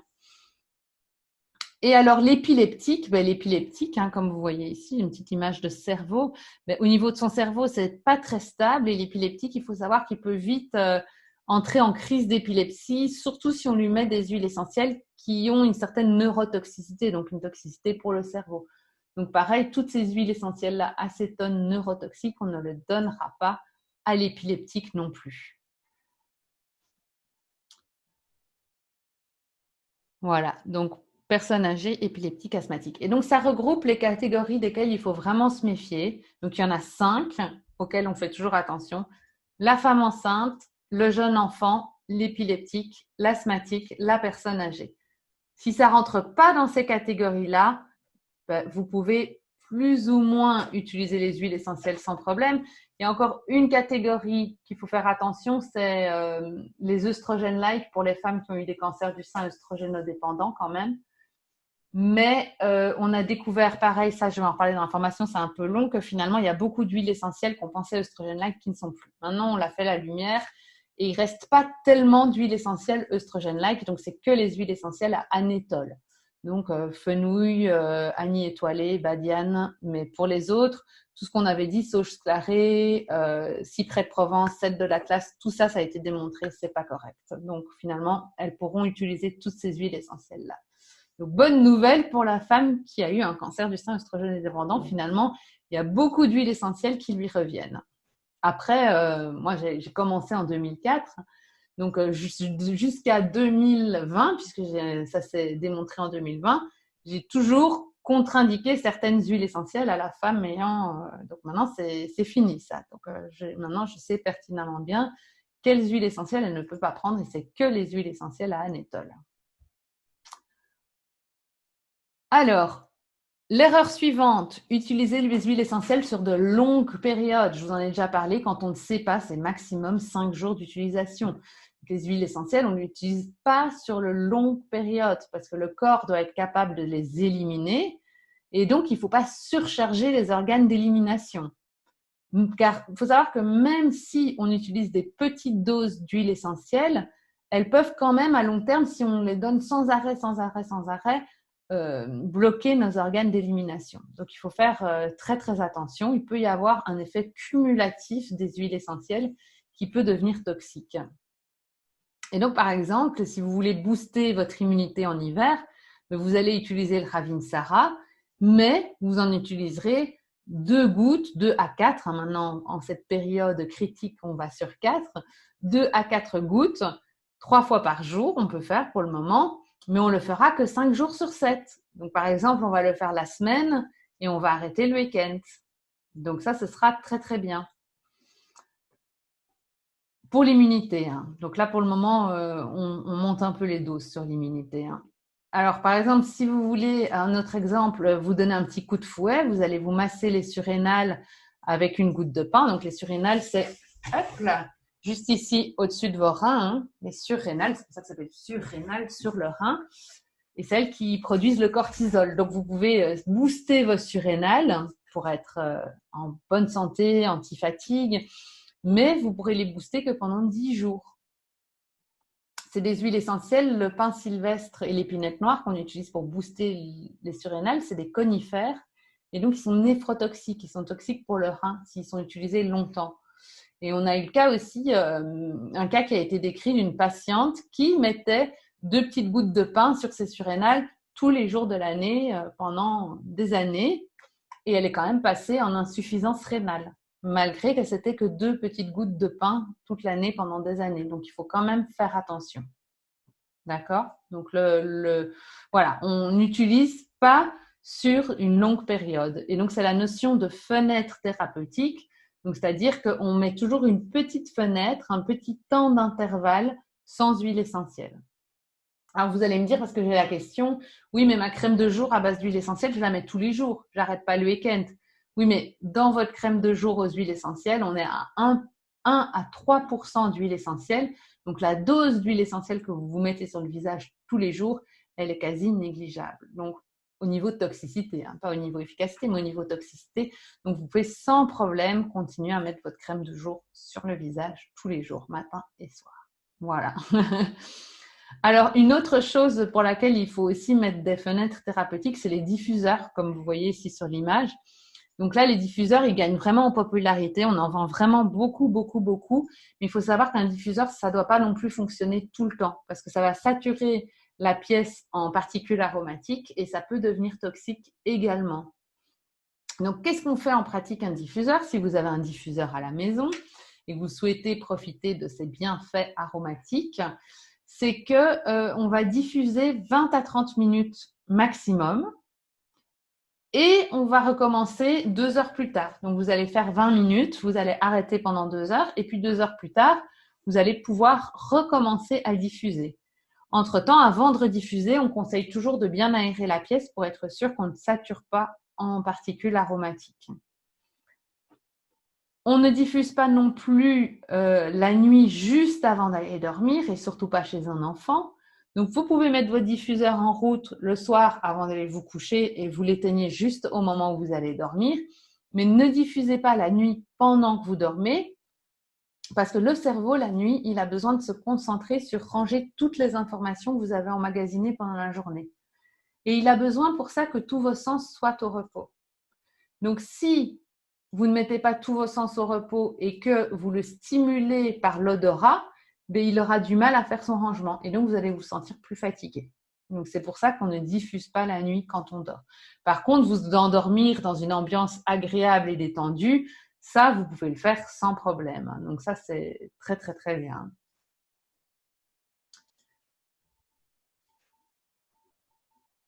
On y est. Le 9e point, appliquer des huiles essentielles photosensibles avant l'exposition au soleil. Ça arrive tout le temps. C'est vraiment un grand accident des huiles essentielles. Il faut savoir que les huiles essentielles d'agrumes, mais pas que, contiennent des coumarines et que les coumarines n'aiment pas beaucoup le soleil. Donc, quand elles réagissent avec le soleil, elles vous brûlent la peau. Donc voilà, particulièrement les agrumes. Alors, pas que en application cutanée, hein, parce que voilà, même avaler les huiles essentielles, ça vous rend quand même la peau plus sensible au soleil. Donc, il faut faire attention que vous l'appliquez sur la peau ou que vous l'avalez. Et ça, c'est aussi bien avec le citron que le pamplemousse, la bergamote, l'orange, peu importe l'agrume, vous avez ce problème de photosensibilité. Alors, il y a un agrume qui n'a pas ce problème, c'est le yuzu. C'est un petit citron japonais. En fait, il faut savoir, bon là je m'égare un peu, mais c'est pour que vous compreniez bien, que les agrumes, on les appelle des essences et non pas des huiles essentielles. Et c'est parce que les huiles essentielles, bon, on le verra dans la formation, elles sont obtenues par distillation à la vapeur d'eau. Et qu'en fait, les agrumes, on ne les distille pas à la vapeur d'eau, mais simplement on presse le zeste et la solution qu'on reçoit, on appelle ça une essence et non pas une huile essentielle. Et donc, ce zeste qui a été pressé, il contient des coumarines et il est donc phototoxique. Mais quand vous distillez, parce que le yuzu, on met le zeste dans la cuve et on le distille, du coup, il perd ses coumarines et il devient non phototoxique. Donc, ça, c'est pour les agrumes. Donc, maintenant, quand quelqu'un vous dira de l'huile essentielle de citron ou de l'huile essentielle de mandarine, vous devrez lui dire non, c'est de l'essence de citron et de l'essence de mandarine et de l'essence de bergamote. Donc, vous saurez déjà tout ça. Que dire sur la phototoxicité? Donc, les agrumes, mais pas que. Il y a aussi l'huile essentielle, par exemple, de l'ivèche, d'angélique, de kéla, de cumin, qui sont aussi phototoxiques et qui peuvent aussi vous donner cette réaction d'hypersensibilité. Souvenez-vous, je ne sais pas si vous avez connu les produits solaires Bergasol. Bergasol, c'était des produits solaires qu'ils avaient mis dans leurs produits solaires de l'essence de bergamote. Alors, la bergamote, c'est un agrume et c'est phototoxique. Donc, ils ont été priés de retirer tous leurs produits du marché et de les reformuler sans bergamote. Donc, Bergasol, en fait, ça venait de là. Berga pour bergamote, bergaptène, voilà. Donc, ils ont dû retirer tout ça du marché. Alors, moi, j'ai le cas le plus typique de la toxicité au soleil des mandarines d'une patiente qui venait à la pharmacie et qui avait les poignets brûlés. Et chaque jour, ils étaient de plus en plus brûlés. Elle m'a dit, je ne comprends pas, je ne fais rien. Et tous les jours, c'est brûlé. Et donc, on s'est beaucoup interrogé, on l'a beaucoup questionné. Et donc, au final, elle nous dit, mais oui, pour me détendre, je mets de l'essence de mandarine, enfin de l'huile essentielle, elle dit, de mandarine sur les poignets. Et puis, je respire profondément. Et ensuite, je vais faire un banc solaire. Et donc, elle avait son huile essentielle de mandarine sur les poignets, avec les UV directement dessus. Et bien, elle était quand même bien brûlée au niveau des poignets. Donc, heureusement qu'on a compris et qu'on a pu lui dire d'arrêter de mettre sa mandarine, parce que je ne sais pas où ça se serait arrêté, puisqu'elle n'avait même pas conscience que c'était la mandarine qui lui faisait ça. Donc, pour vous dire que ça peut quand même être assez bien toxique, les agrumes. Hein. Donc, il faut faire quand même attention. Maintenant, vous allez me dire, oui, mais je fais ma cure détox, je prends une goutte de citron le matin avant d'aller travailler pendant 21 jours. Est-ce que c'est dangereux?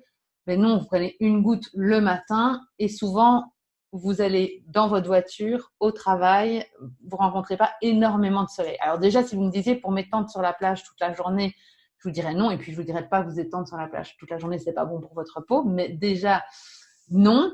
Mais voilà, la détox avec 1 à 2 gouttes d'essence de citron et puis vous partez travailler, il n'y a pas de souci. Hein. Mais ayez toujours en tête cette toxicité et surtout dans les crèmes amincissantes ou dans les gels pour les circulations en jambes parce que c'est 2 choses qu'on met en été et on s'expose souvent plus longtemps au soleil. Donc même pour les jambes lourdes, parfois il y a des huiles essentielles phototoxiques puisqu'on sait que le citron par exemple marche bien aussi pour les jambes lourdes. On met le citron sur ses jambes et puis on va manger au restaurant et les jambes sont en plein soleil et on peut brûler. Donc voilà, c'est vachement important. Alors maintenant que je vous ai dit tout ça, vous vous dites, bah oui, ça a l'air génial, mais comment je vais faire pour y arriver maintenant? Donc voilà, je pense que je vous ai déjà donné pas mal d'infos là. Maintenant, comment mettre tout ça en place?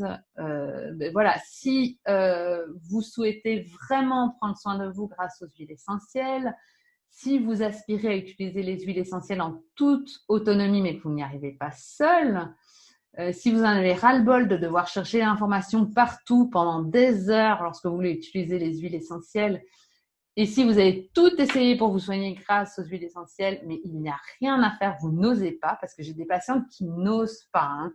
Donc souvent, je leur dis, il suffit de mettre, par exemple, de la lavande aspic.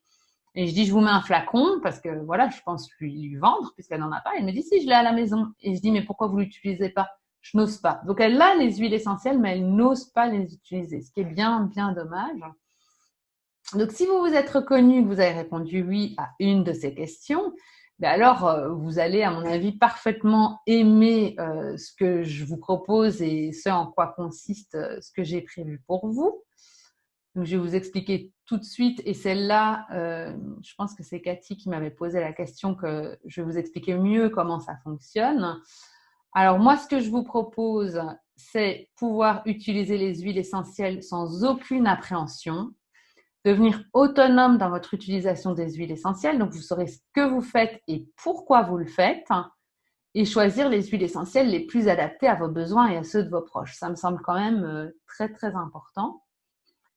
Et finalement, mais ça c'est pour des niveaux parfois un peu plus élevés, créer vos propres mélanges. Donc à un moment donné, voilà, il y a des clientes qui suivent mes formations maintenant, qui savent carrément se dire d'elles-mêmes, ça, voilà, ça semble très facile finalement.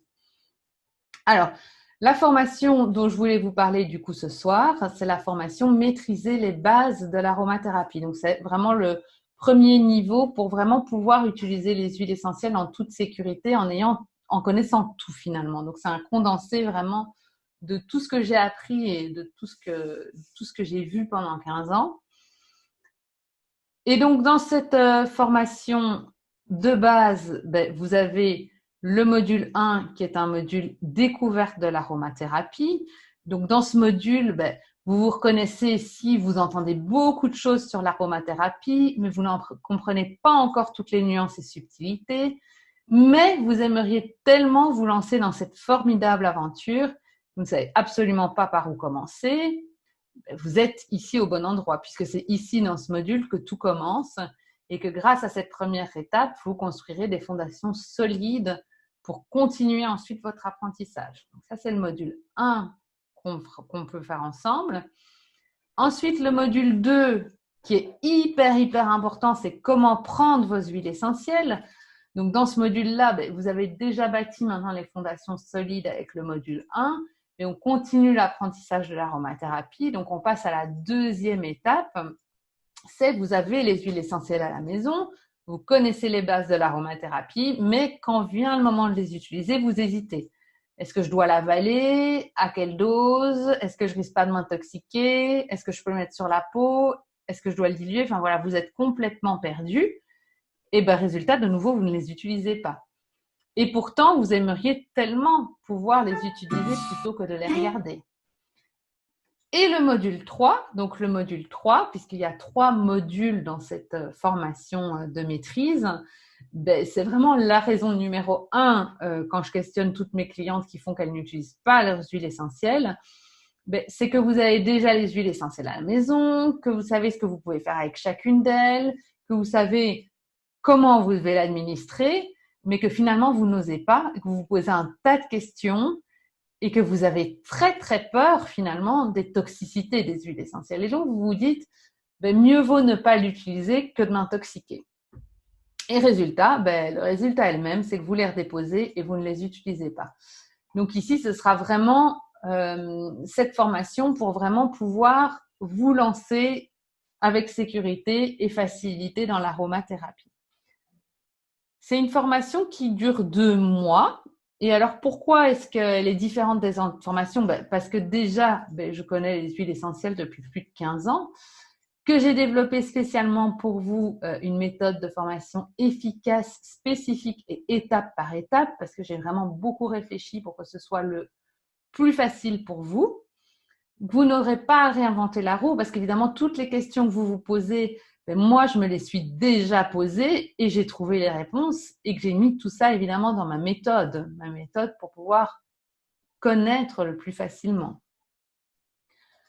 Que l'humain est au centre de mes formations, c'est pour ça que dans mes formations, j'accompagne toutes mes clientes tout le temps. Il y a un groupe Facebook privé, on le verra, il y a des séances de groupe pour être tout le temps derrière elles et voir ce qu'elles ont retenu et où elles en sont.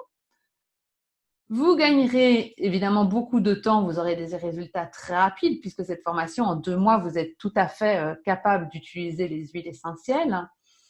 Vous pourrez la suivre à votre rythme. Ça, c'est important, c'est que c'est une formation que, voilà, il y a une de mes clientes, la formation doit se passer en 2 mois, ça fait 5 mois qu'elle est dessus. Et elle me dit, Alexa, tu peux me rallonger, j'ai pas fini. Je dis, bien sûr, Daniel, tu me dis, voilà, si elle a envie de passer 1 an pour voir sa formation, parce qu'elle a été prise par-ci, par ça, n'importe quoi, mais oui, tout le temps qu'elle veut, elle reste sur sa formation. Elle est adaptée à vos connaissances actuelles, puisqu'il ne faut pas avoir spécialement déjà beaucoup de connaissances pour la suivre. Et elle est évolutive, puisque je l'enrichis à chaque fois avec des nouveaux échanges, des nouvelles données, voilà. Parce que l'aromathérapie, ça évolue beaucoup et rapidement. Alors, comment ça se passe en pratique? Voilà, en pratique, il y a les 3 premiers modules d'e-learning qui sont libérés dans cette formation pour maîtriser les bases et vous y accédez directement dès que vous vous inscrivez. Donc, vous avez accès aux différents modules sur votre téléphone portable, votre ordinateur, pour que vous puissiez vraiment les suivre partout où vous voulez. Et un accès limité à 5 participants par session. Ça, j'y tiens beaucoup parce que mon but, c'est vraiment d'avoir un tout petit groupe pour pouvoir me concentrer à 100% sur eux. Donc, dès que j'ai un petit groupe de 5, je ferme, j'ouvre un nouveau groupe de 5 pour pouvoir ne pas être à 30 sur un truc et finalement, vous êtes frustré parce que vous n'avez pas pu poser vos questions, on n'a pas pu échanger. Donc, c'est chaque fois des petits groupes pour pouvoir échanger correctement. C'est très, très important. Accès au groupe Facebook privé, évidemment, toute la durée de votre programme pour pouvoir, si à 4 heures de l'après-midi, vous vous posez une question et que vous avez envie de continuer, vous la posez, 1 heure plus tard, vous avez la réponse. Donc, comme ça, vous n'êtes jamais, jamais bloqué. Alors, comment elles se déroulent mes conférences? Vous avez déjà tout ce que vous avez à faire dans votre e-learning. Il y a déjà beaucoup de choses à faire. Vous devez voir par vous-même. Et ensuite, on a des visioconférences en petits groupes d'1 heure par mois pour une session questions-réponses. Donc, pour pouvoir vraiment échanger. Et moi, je regarde par ces visioconférences aussi ce qui bloque chez vous, ce que vous n'avez pas compris ou ce qui va bien pour qu'on vous tire toujours plus vers le haut, quoi. Un accès aux 3 modules 24 heures sur 24, 7 jours sur 7 pendant vos 2 mois, un accès aux vidéos bonus et, très intéressant, un quiz de connaissances à la fin de chaque module. Donc, ce quiz, il n'est pas certifiant parce que dans ce module-là, vous n'êtes pas en train de passer votre certificat d'aromatologue, donc il n'est pas certifiant. Mais c'est simplement pour vous, et puis vous pouvez voir les réponses si vous voulez tricher, donc il n'y a pas de souci. Et puis moi, je ne vois rien, je ne regarde rien. Mais ça vous permet, après avoir passé un module, de vous dire, tiens, est-ce que finalement, j'ai bien réussi, quoi, de vous faire vraiment évaluer par quelqu'un d'autre que vous. Parce que souvent, si vous êtes comme moi, vous avez tendance à vous sous-estimer. Donc souvent, on étudie et on pense qu'on est nul, qu'on n'y arrivera pas, qu'on ne sait pas. Et le fait de faire un quiz de connaissances, si vous sortez avec 80-90%, vous vous dites « Ah oui, finalement, j'en connais quand même pas mal de choses. » Et c'est vraiment pour que vous acquérez cette confiance en vous que j'ai mis en place ce quiz de connaissances, que je ne vois pas et qui n'est que pour vous. Donc, ne vous tracassez pas. Alors, ensuite, le test des tempéraments hippocratiques. Donc, ça, j'y tiens beaucoup. J'aime bien savoir, mes clientes, si elles ont un tempérament sanguin, bilieux, lymphatique, colérique, parce que ça me permet de leur conseiller des huiles essentielles qui sont tout à fait adaptées à leur tempérament. Donc, c'est très, très important. Et ensuite, je leur donne un rapport pour savoir quelles huiles essentielles elles devraient utiliser en fonction de leur tempérament. Donc, ça, c'est très, très important et ça revient plusieurs fois dans la formation, les tempéraments hippocratiques. Et ensuite, pour que vous puissiez repartir avec quelque chose, évidemment, tous les supports des cours, téléchargeables et imprimables, comme ça vous faites votre petit classeur et dès que vous avez un doute, vous pouvez aller retourner voir dans votre petit classeur directement. Donc ça, c'est vraiment génial. C'est un outil très précieux qui reste à votre portée dès que vous le désirez. Je vais un petit peu vite, mais c'est parce que j'ai pas envie non plus de vous retenir toute votre soirée, donc j'essaye d'avancer. Du coup, ici, j'ai Danielle, une très, très chouette cliente qui vient de terminer justement son forfait maîtriser les bases de l'aromathérapie, avec qui j'ai pris beaucoup de plaisir et on a beaucoup rigolé. Et donc, je voulais vous partager son témoignage. Ça vous permet parfois de vous rendre un peu plus compte de ce qu'on fait. Et donc, Danielle, elle dit « J'ai toujours détesté les médicaments chimiques, étant certaine qu'ils soulagent peut-être, mais apportaient également un nombre considérable d'effets indésirables et toxiques. Il y a une quinzaine d'années, j'avais acheté quelques flacons d'huile essentielle, mais je les avais vite rangés, ne sachant comment les utiliser. » Oh, je vous ai pas mis le truc du coup.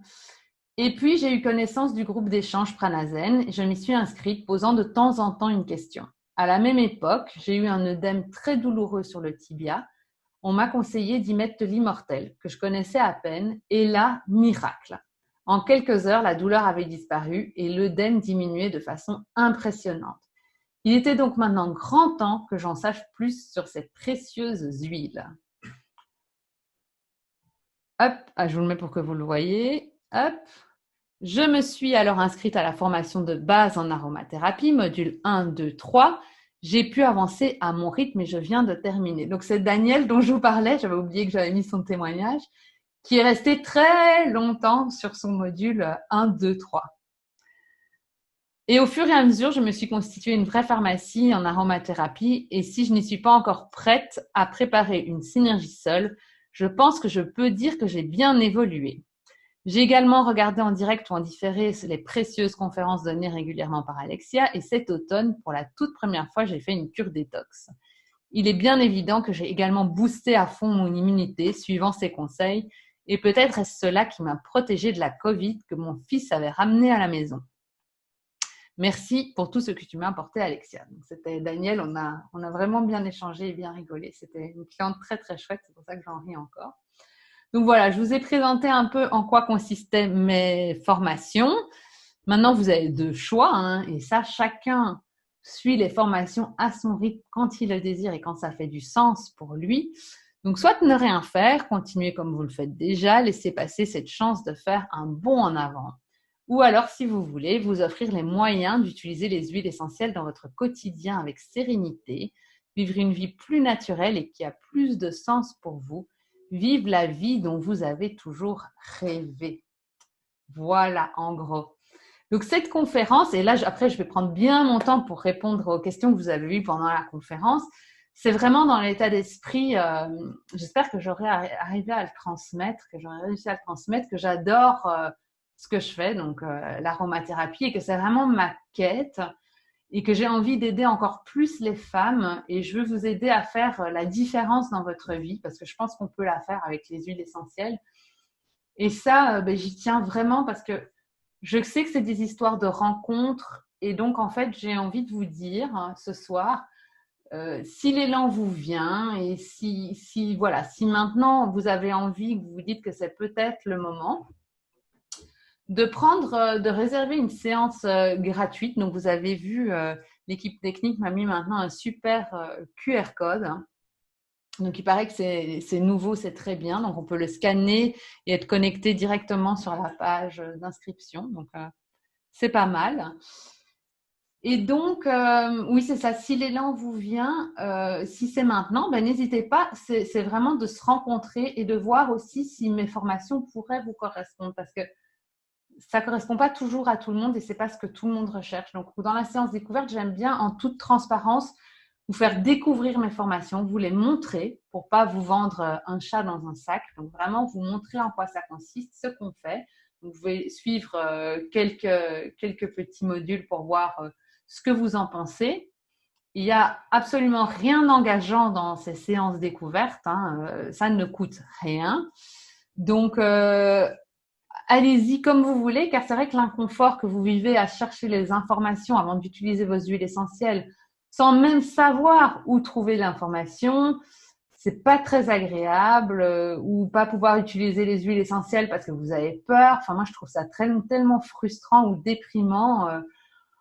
Voilà, donc moi, j'ai vraiment envie de vous apporter ce plus si ça fait du sens pour vous. Et peut-être que c'est pas maintenant, et peut-être que vous aurez envie, ça va mûrir et que ce sera dans 6 mois, un an, vous vous direz, mais finalement, Alexia, c'était chouette, peut-être maintenant que j'ai envie de me former. Et voilà, et qu'on voit ensemble si le courant passe et si mes formations correspondent vraiment à ce que vous attendez. Parce que comme je vous dis, c'est une histoire de rencontre et de feeling entre nous, de voir si ça peut le faire.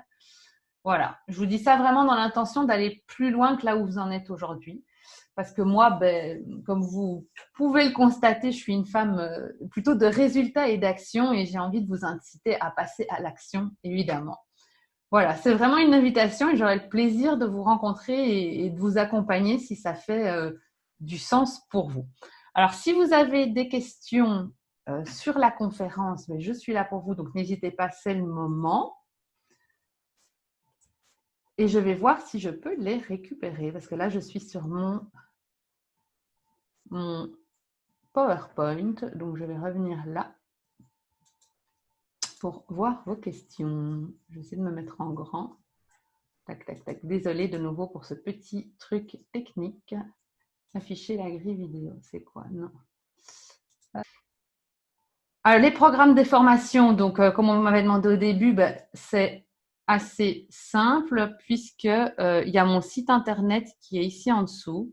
Et puis, si vous voulez aller sur le site, dans l'onglet formation, vous avez tout le programme de formation. Mais n'hésitez pas à venir vivre une séance découverte pour qu'on puisse voir ensemble déjà ce que vous cherchez et si ça peut convenir ou pas, quoi.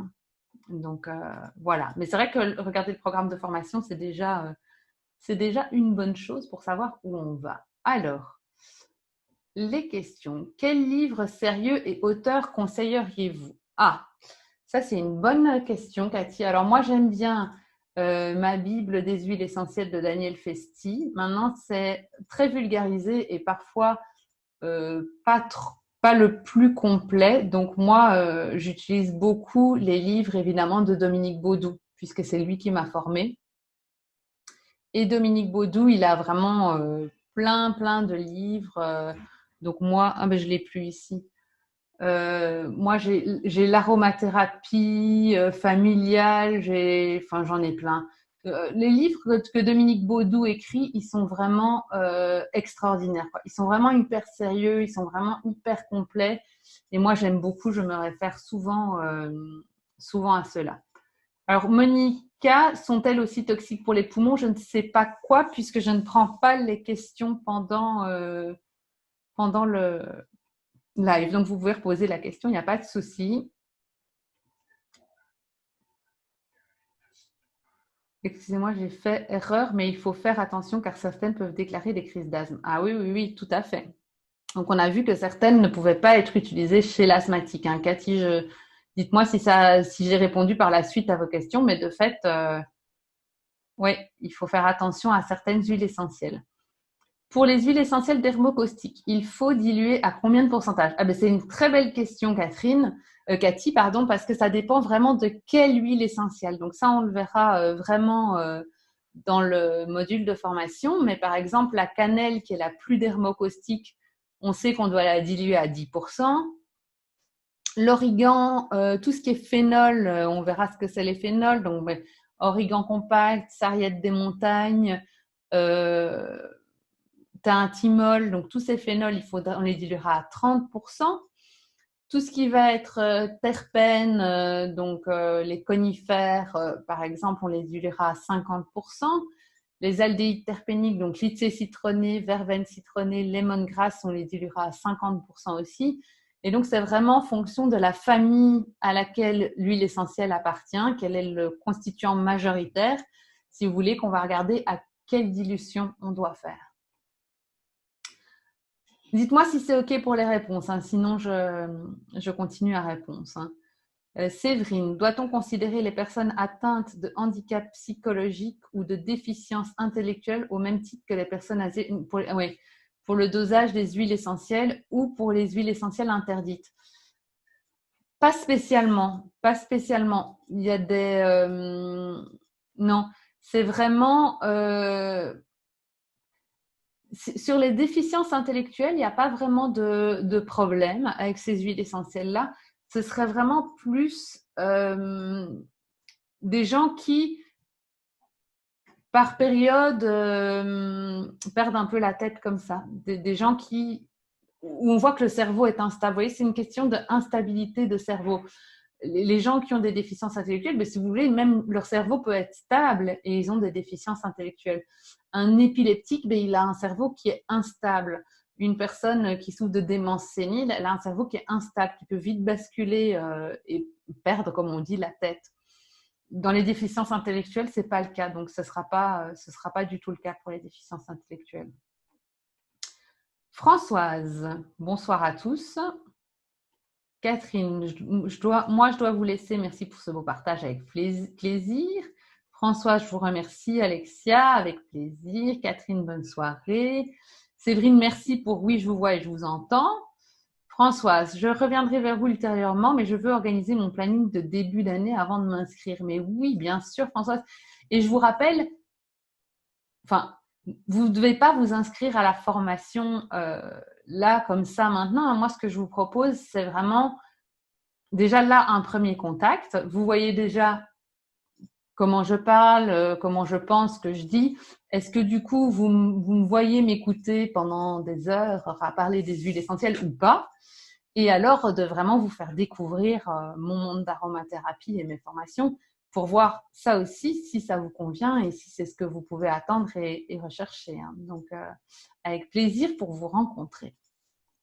Monica, les huiles essentielles sont-elles contre-indiquées pour les personnes qui ont des pneumopathies au même titre que les asthmatiques? Ben oui, les pneumopathies, c'est exactement pareil. Hein. Donc, pneumopathie, ça veut dire que leurs poumons ne vont pas bien.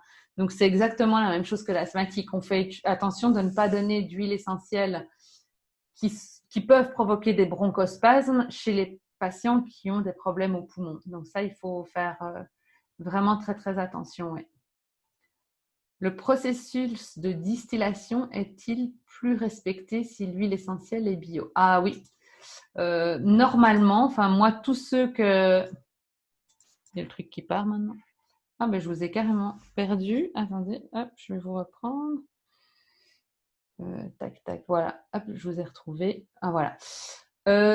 Oui, mais du coup, je pense que vous voyez plus... Enfin bref, on va terminer comme ça parce que c'est un peu stressant toutes ces histoires.